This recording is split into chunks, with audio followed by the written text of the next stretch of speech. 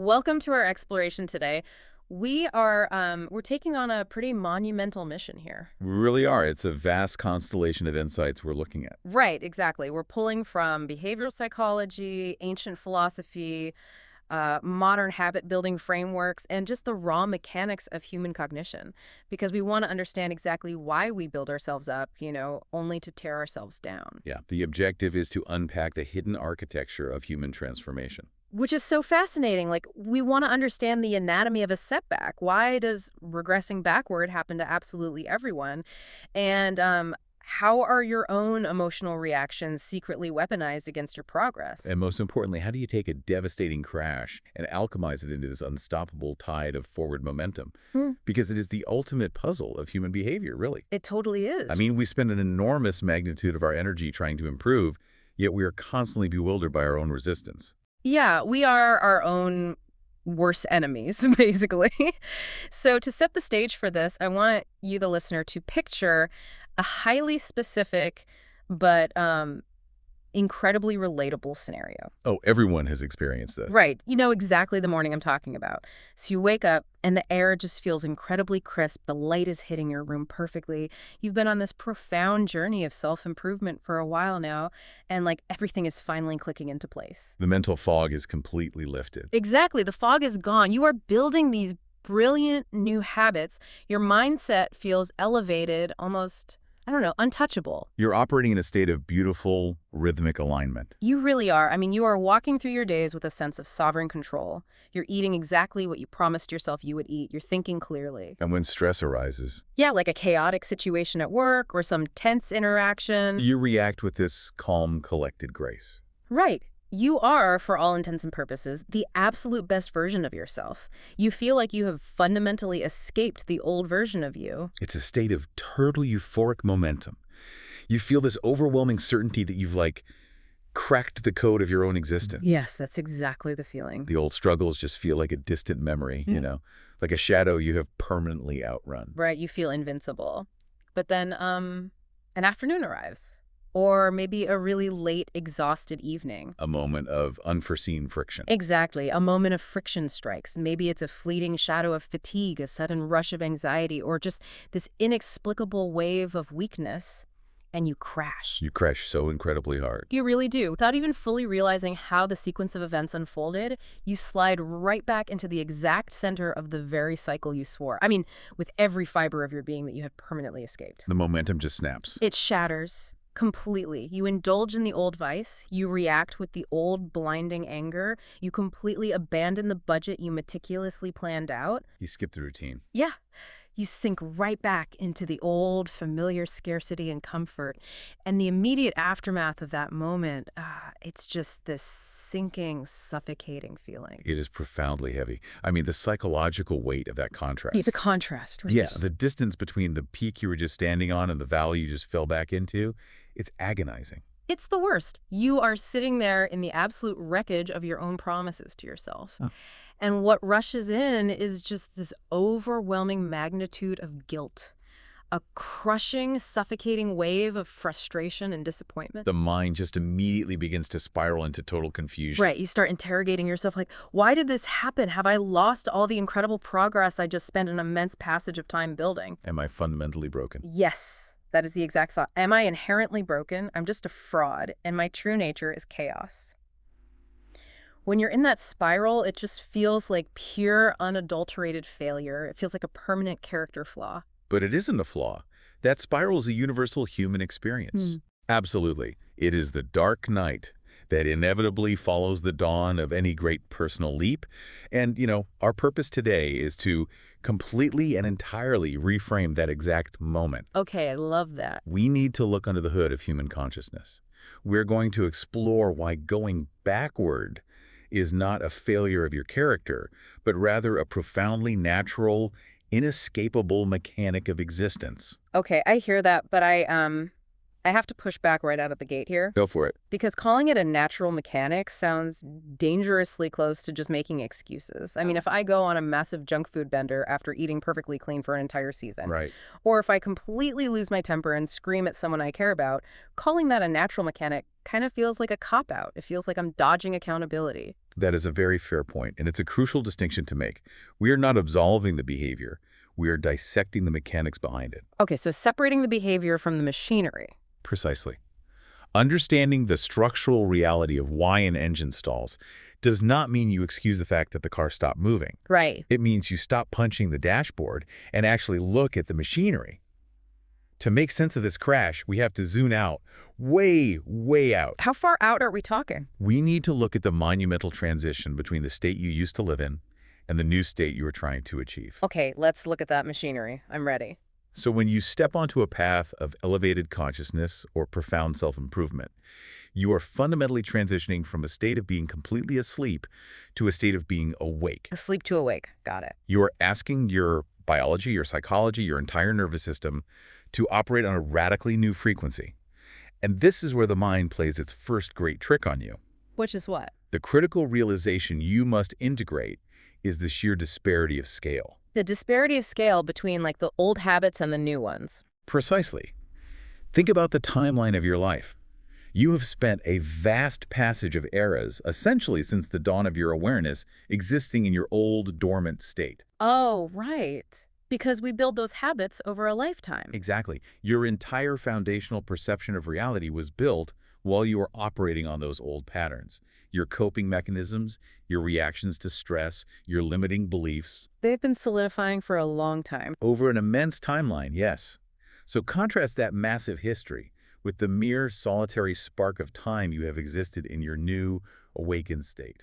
So we're essentially comparing an ocean to a single raindrop. We are comparing a monumental mountain range to a pebble. We have to break down the nature of behavioral momentum here. Okay, break it down for me. Your old worldview, your familiar habits, these are not just abstract ideas floating in the ether. They are structural realities. They are deeply worn pathways. Like physical pathways in the brain. Yes, and energetic ones. Over an immense timeline, your old state has compounded upon itself every single time you repeated an old habit. Every time you reached for that comfort. Every time you looked at the world through a lens of lack or fear, you were layering a form of energetic cement. This old state has compounded like a massive natural force, basically carving a Grand Canyon into your psyche. A Grand Canyon. Wow.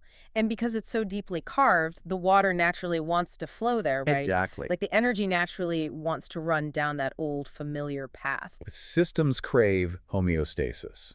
Your biological and psychological wiring is designed to conserve energy by relying on what is deeply established. Because it's easier. Right. It takes an overwhelming magnitude of conscious energy to forge a new path, but almost zero energy to slide down the Grand Canyon of your past behaviors. So it's the path of least resistance. And then, you have this moment of awakening. You have an epiphany. You decide to change your life. You establish a new morning routine. Right. You establish a new way of communicating.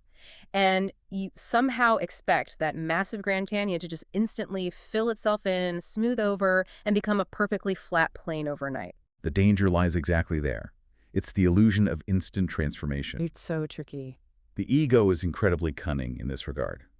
Simply acquiring new knowledge creates this false, ego-driven expectation that you should instantly be flawless. We learn something new and expect to just be a master at it. You absorb a higher concept, and your mind immediately demands perfection, completely ignoring the vast, ancient momentum of the past. Here's a visual that really brings this home for me. I'd love to hear it. It's like you have just planted a tiny, fragile, green sapling in the earth. It's a beautiful sapling. It represents your new habit, your new mindset. Okay, the sapling. Yeah, and it has limitless potential. But you were standing there in the garden, absolutely furious that this tiny sapling hasn't instantly grown thick and powerful enough to uproot a towering, ancient oak tree that has been growing in that exact same soil for countless seasons. That is a phenomenal way to conceptualize it.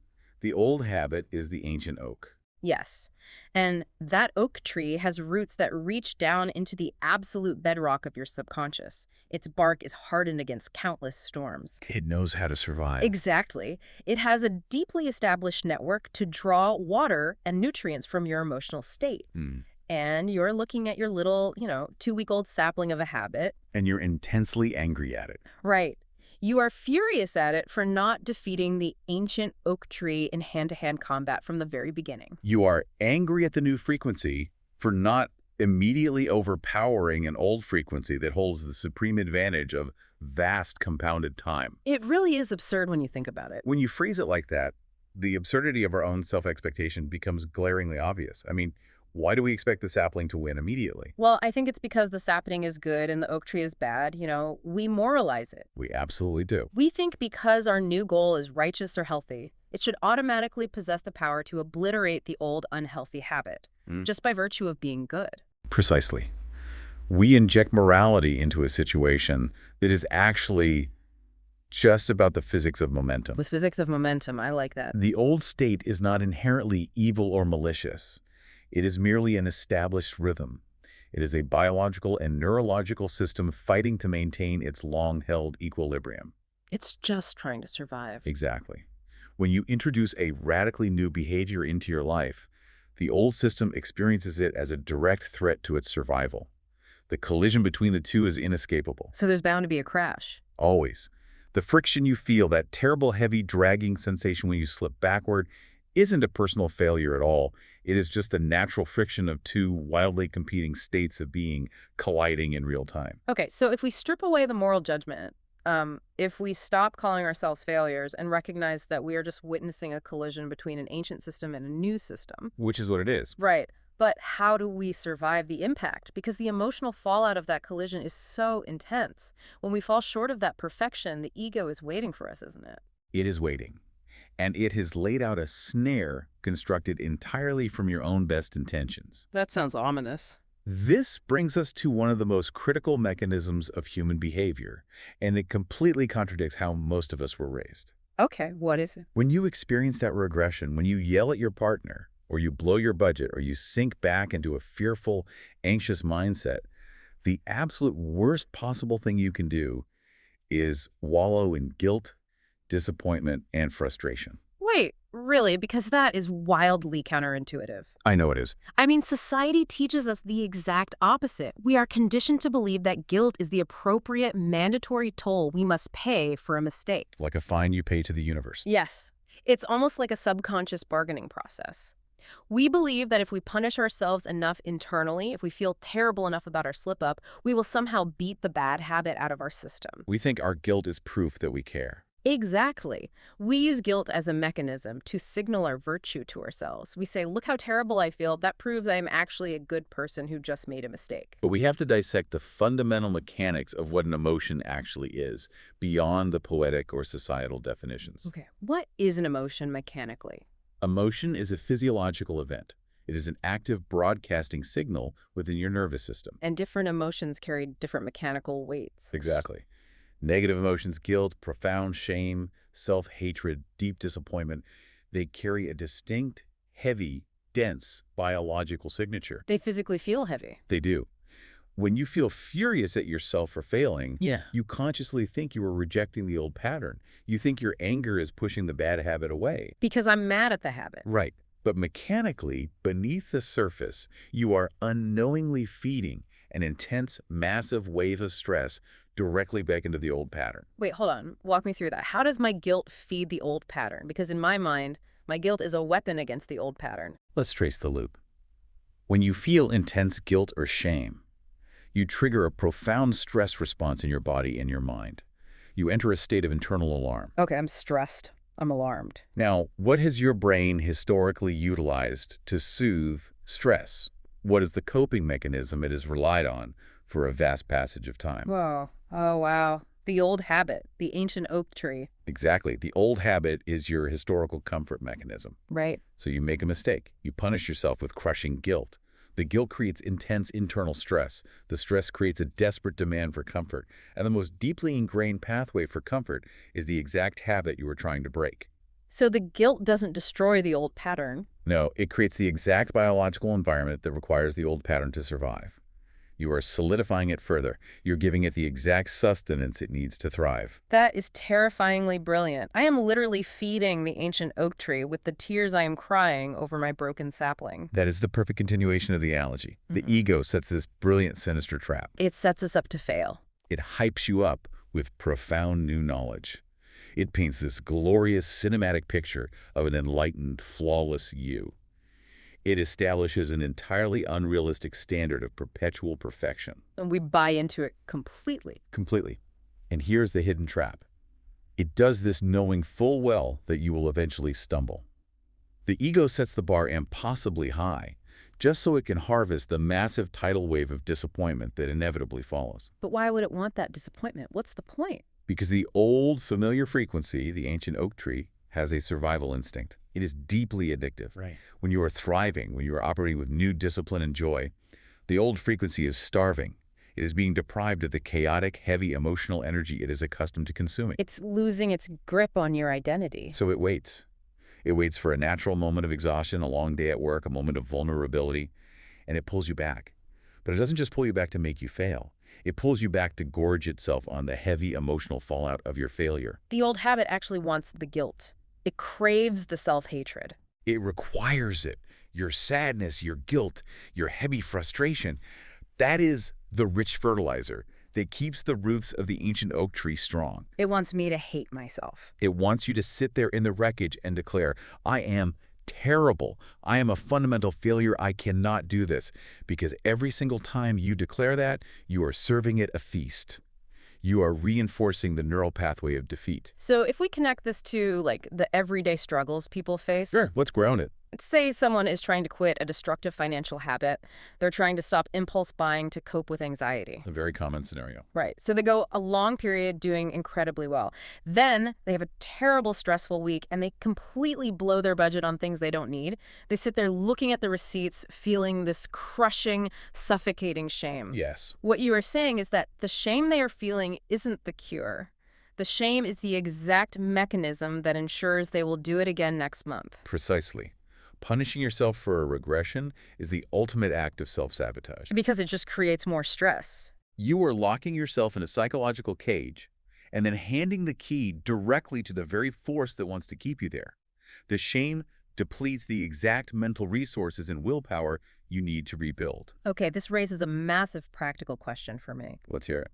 If beating ourselves up is the mechanism that locks the cage, how on earth do we break the lock? Because if I screw up, I can't just pretend it didn't happen. No, you can't. Is the answer simply ignoring the mistake?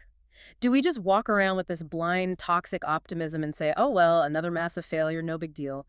Because that also feels dangerous. That feels like apathy. It is not apathy, and it certainly isn't ignoring it. Ignoring the mistake is just another form of denial, which is another manifestation of fear. So what's the alternative to guilt and denial? The answer lies in fundamentally altering your perception of what the mistake actually is. You have to understand that the mistake itself, the deeply ingrained idea that a temporary regression is a catastrophic foundational error, is an illusion. An illusion? How is spending all my money or yelling at my friend an illusion? It is an illusion born from a profound systemic misunderstanding of how existence naturally breathes and moves. We have been conditioned to view progress as a static line, which is mechanically impossible. Okay, this brings us to what I consider the most liberating concept we are exploring today. It really changes everything. It's a foundational mechanic of reality. The idea that human progress is never, ever a straight, permanent, unending vertical ascent. It is not an unyielding escalator ride into the clouds, based on deeply rooted, ancient philosophical principles and honestly mirrored in the biological rhythms of nature reality, operates on a strict law of rhythmic oscillation. Rhythmic oscillation. The Right. pendulum always swings. That is a universal constant. It governs everything, doesn't it? It governs the tides of the ocean, the changing of the seasons, the beating of a heart, and the firing of neurons. The measure of the swing to one side will forever, undeniably, equal the measure of the swing to the opposite side. So the crash is just the swing back. Highs and lows are not punishments and rewards. They are inescapable counterbalances.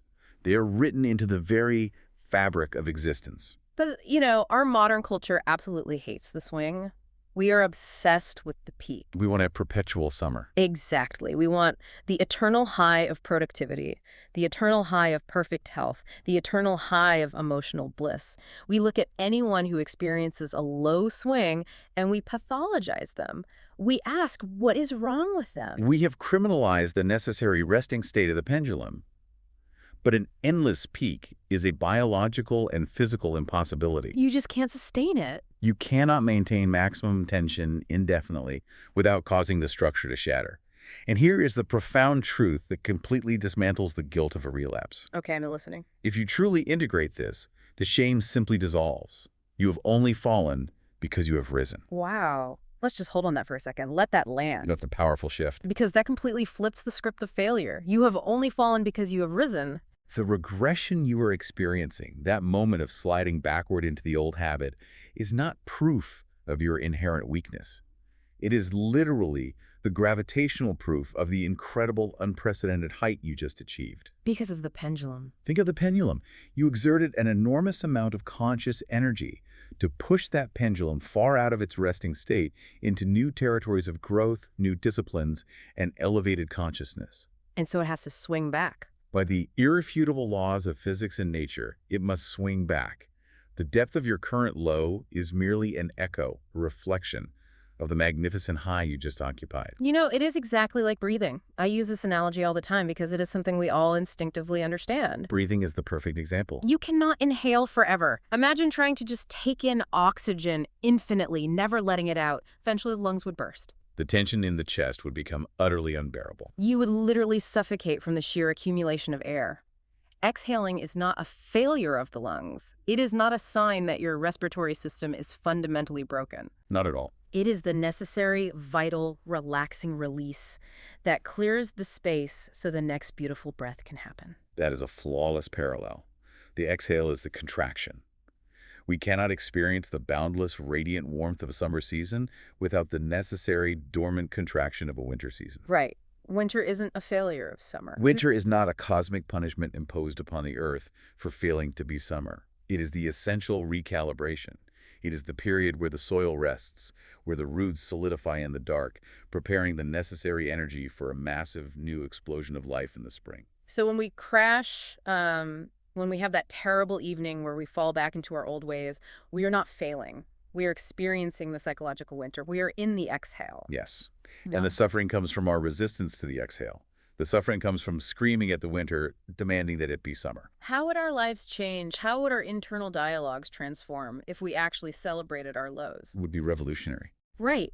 If, instead of feeling deep, paralyzing shame, we viewed a period of contraction as a necessary systemic recalibration. I mean, imagine someone who is trying to be incredibly productive at work. Okay.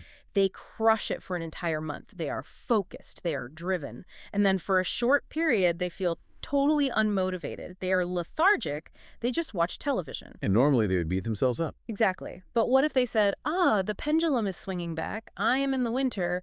My soil is resting. If we adopted that mindset, we would become virtually untouchable.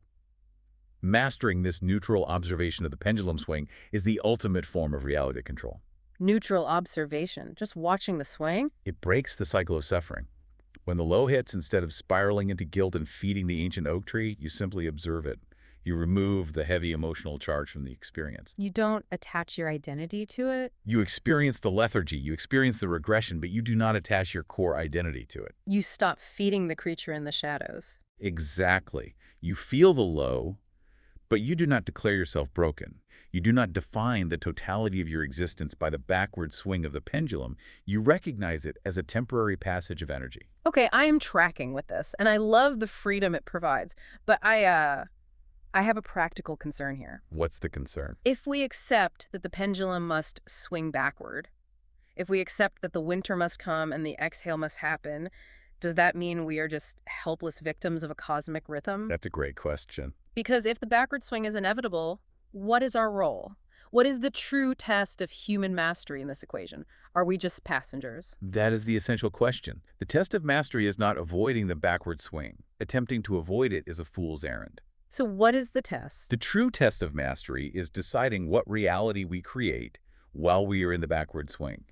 How do we hold our consciousness when the momentum is against us? Because the environment of the low swing is very convincing. When you're down there, the old reality feels incredibly solid. It does.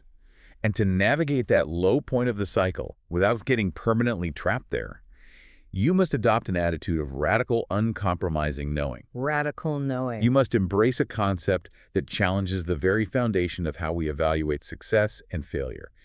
You must embrace the understanding that all paths lead to your desired reality. All paths. Even the path where I make a massive mistake. All paths. There is no inherently right or wrong path mapped out in the grand design. There's only the path you charge with your absolute conviction. Okay, here is where my mind rebels a bit.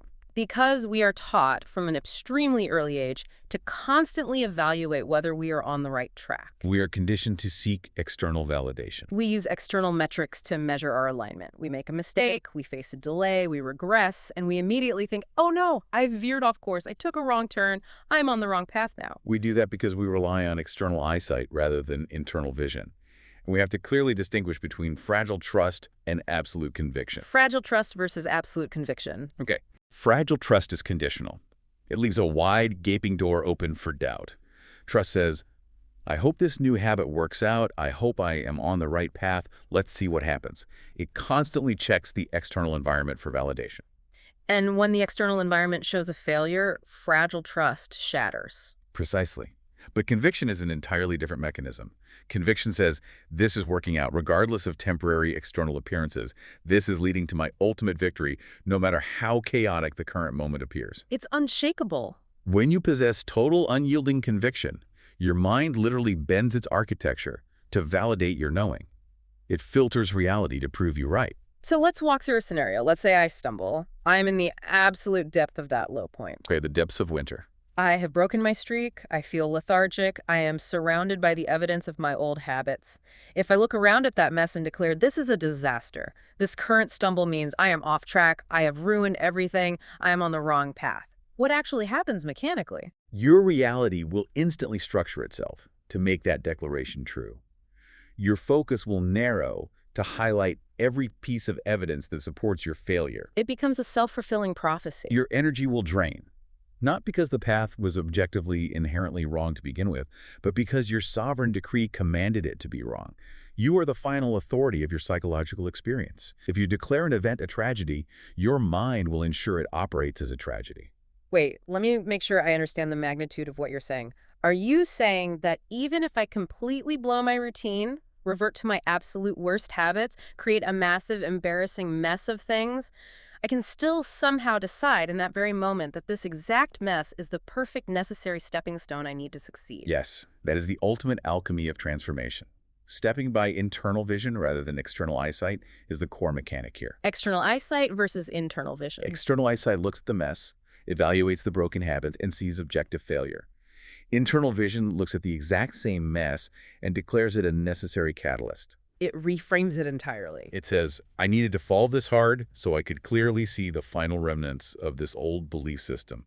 This failure is giving me the exact data I need to refine my approach. It changes the utility of the mistake. It transforms the mistake into fuel.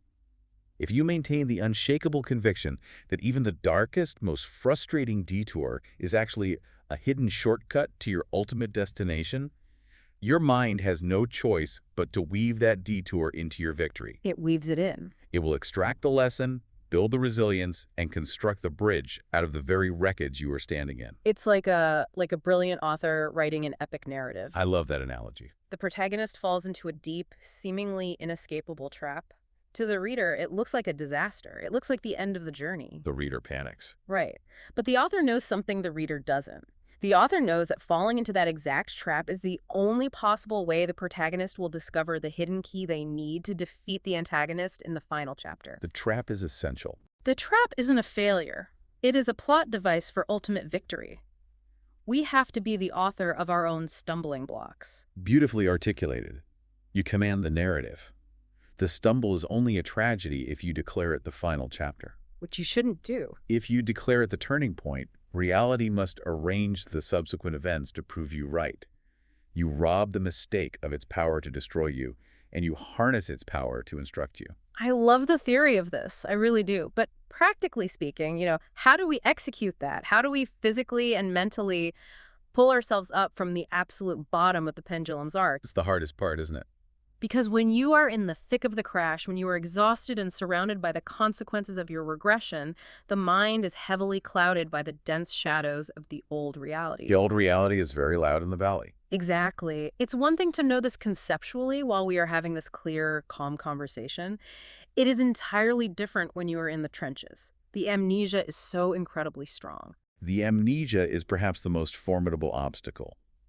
And you must realize that this amnesia is a deliberate structural tactic of the old state. Oh, it does it on purpose. When you fall back into the Grand Canyon of your old habits, the old system wants to induce a total blackout of your recent victories. It wants to erase the memory of the peak you just occupied. It wants you to forget what the fresh air felt like, so you will accept the stale air of the canyon. Exactly. It wants you to forget the magnitude of the triumphs you just experienced, the clarity you possessed, the strength you demonstrated, so that you cannot access their elevated frequency. It wants you to believe the canyon is the only world that exists. So what is the mechanism to pierce through that amnesia? How do we break the blackout when we are sitting in the dark? The ultimate mechanism for shifting your state out of a low cycle is the intense, almost ferocious centralization of your focus onto your past triumphs. Centralizing focus. You must deploy a fundamental law of physics. No. Energy can neither be created nor destroyed. It can only be transferred or transformed. Meaning the energy of my past successes, that feeling of immense clarity, that momentum, it didn't just evaporate into nothingness when I made a mistake. It didn't cease to exist. It absolutely did not. The energetic signature of your discipline, your joy, your moments of supreme clarity, those signatures still exist perfectly intact within your memory, within your nervous system, within your field of experience. They're just waiting there. They are dormant, waiting to be accessed. They are a reservoir of profound power. And altering your concentration alters your access to that power. Altering your concentration alters your internal state, which in turn materializes an entirely new outward reality. It's all connected. By fiercely focusing your mind, your memory, and your emotional recall on those triumphant moments, you funnel a massive, undeniable tide of energy straight back into the higher state. You pull it forward. You reignite the dormant circuits, you bypass the amnesia by forcing the mind to dwell on the absolute proof of your capability. There is a story that illustrates this principle with such incredible clarity. It is a universal tale. Its structure is ancient, but its application is entirely modern and relevant to exactly what we are discussing. I know the one you mean. It is the story of a merchant navigating the wildly unpredictable, turbulent tides of commerce. It is one of the most powerful examples of this exact dynamic in action. So this merchant had, through immense effort and skill, achieved a beautiful, breathtaking flow of abundance. The winds were entirely in their sails. They were thriving. Wealth was flowing seamlessly, trade routes were prosperous, and everything they touched seemed to multiply and flourish. They were operating at the absolute peak of the pendulum's swing. They were in the ultimate cosmic summer. And then the swing abruptly reversed. Right. Suddenly, unpredictably, a convergence of external events occurred. The merchant plummeted into absolute devastating ruin. As the law of rhythmic oscillation dictates it must. The storehouses emptied. The fortunes vanished virtually overnight. The grand empire they had built collapsed into dust. They were plunged into the deepest, harshest winter of their life. Now, let's pause and look at how conventional wisdom would suggest the merchant should react. Right. What would most people do? Conventional wisdom would say the merchant should look at their empty hands, look at the barren storehouses, panic, feel immense guilt for whatever decisions led to the ruin, accept the new identity of poverty, and declare that the path was a failure. They would say, I am a ruined person. That is my reality now. And if they did that, their internal vision would match their external ruin, locking them in that state indefinitely. They would be trapped in the winter. But this merchant understood the hidden architecture we are discussing today. They understood the law of rhythmic oscillation, and they understood the supreme alchemy of centralized focus. No, they did. Instead of staring into the void of their present lack, instead of agonizing over the empty storehouses, they completely and deliberately ignored the present outward circumstances. They operated entirely by internal vision. They refused to let external eyesight dictate their internal state. Yes.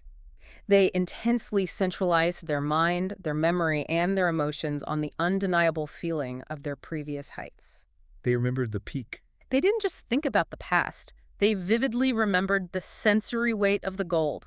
They recalled the profound joy of standing in front of full storehouses. They summoned that exact vibration. They summoned the absolute, unshakable certainty of their prior success. They anchored their entire consciousness in the feeling of the peak, even while their physical body was sitting in the valley. And because they fiercely concentrated their energy on that past vibration, they drew its power forward into the present moment. The momentum of that focus compounded It just built up. by completely refusing to emotionally invest in the low point, by refusing to feed the ancient oak tree of scarcity with their fear and guilt.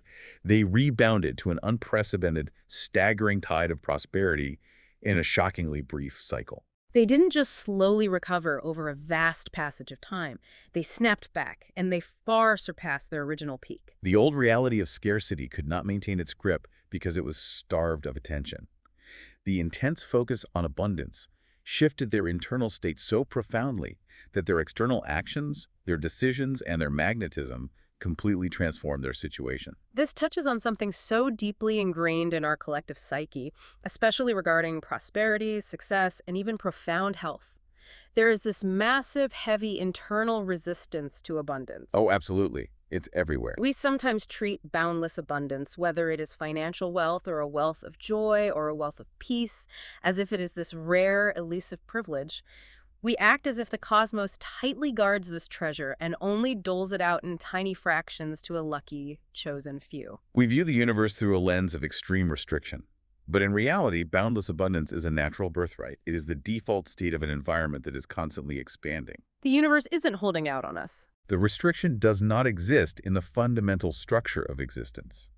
The restriction only exists within the mind that is mesmerized by the temporary low swing of the pendulum.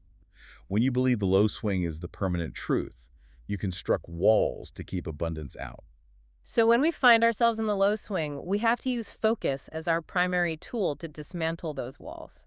Focus really is like a magnifying glass. I think about this visual often. The magnifying glass is a great tool for this. If you hold a magnifying glass over a pile of dry leaves on a sunny day, and you scatter it around randomly, moving it here, moving it there, looking at a dozen different things, absolutely nothing happens. The leaves stay cold. The energy is too dispersed. But if you hold it perfectly still, centralizing the immense light of the sun onto one single incredibly precise point, the energy compounds, the heat builds, and within moments, you start a fire. That is the perfect mechanism of transformation. When you are in the low point, surrounded by the dry, dead leaves of a regression, you have to hold the magnifying glass of your attention fiercely over your past win. You hold it still. You cannot let your focus scatter into anxiety about the future or guilt about the past. You find one small win. Even if you are sitting in the wreckage of a massive failure, you look for a single spark. Just one is enough to start. You remember one moment you successfully held your boundaries against a difficult relative, one single morning last month where you woke up feeling exceptionally clear and powerful. You find that moment and you hold the magnifying glass perfectly still over it.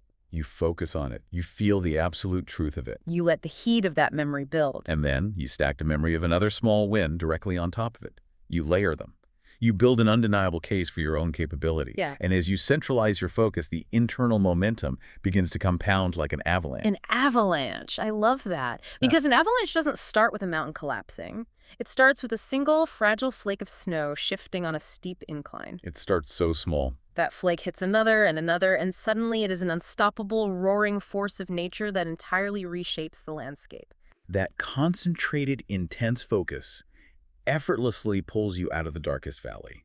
The old habits, the heavy guilt, the Grand Canyon of your past, they simply cannot withstand the immense, roaring avalanche of your centralized focus on victory. They just get swept away. The old frequency loses its grip, the amnesia shatters, and the pendulum swings upward once again, carrying you to new, unexplored heights. This entire exploration completely shatters how we normally view the journey of self-improvement.